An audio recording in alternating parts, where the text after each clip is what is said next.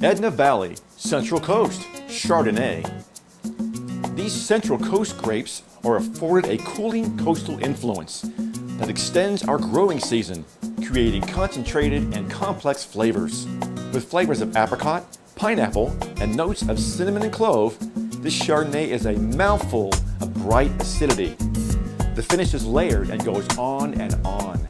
It's going to be great in and with our dish today, poached cod and a tomato basil sauce. Today's mise en place tip deals with a tomato. We're not going to be using the seeds and the inside of the tomato because they're kind of wishy-washy in flavor. They don't really add anything to the dish. So we're going to remove the top. Then we're going to take our knife and cut around the seed clump.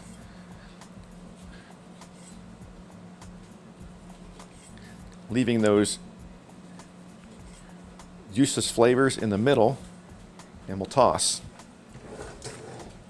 And with the shiny side down, we'll just slice into a nice dice.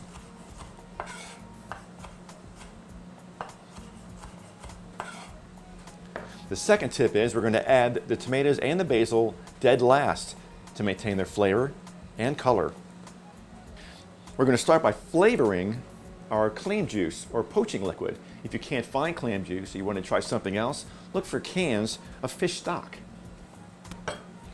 We're using the fresh Alaska cod today, and you'll notice it's the right size pot to fit. We'll start by heating our pot over a medium-high heat for about 1 minute. Next we'll add some oil, swirl the coat. We'll add our green onions, or you can use shallots. Next we're going to add a diced clove of garlic, or you can get this squeeze stuff in the produce section. And we're going to saute for only about 30 seconds because you don't want it to burn because it'll be very bitter. Then we'll add our poaching liquid. And we'll bring it to a slight simmer. Now that we've got a simmer going, we're going to go ahead and add our cod fillets. And the liquid should just cover them.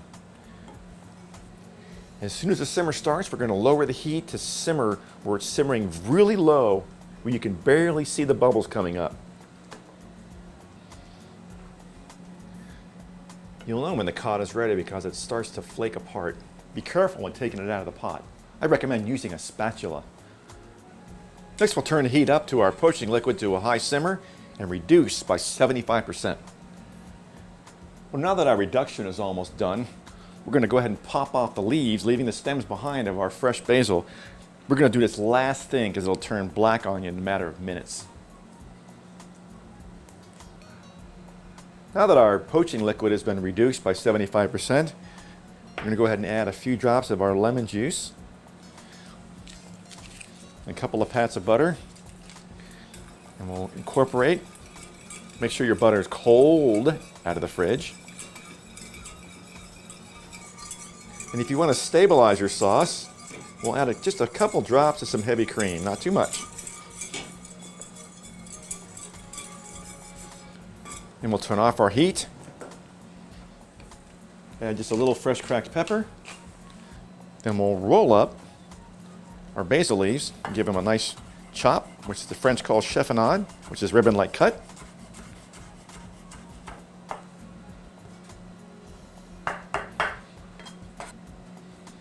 And we'll add it to the sauce. And the tomatoes, leaving a couple for garnish. And we're ready to serve.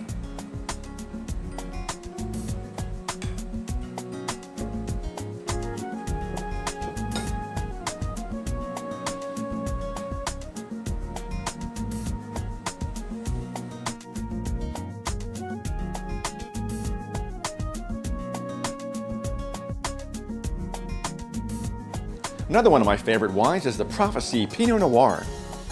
This medium-bodied wine has luscious flavors of red cherry and raspberry, complemented by complex spice notes, leading to a velvety, smooth finish. But what if you're a beer fan?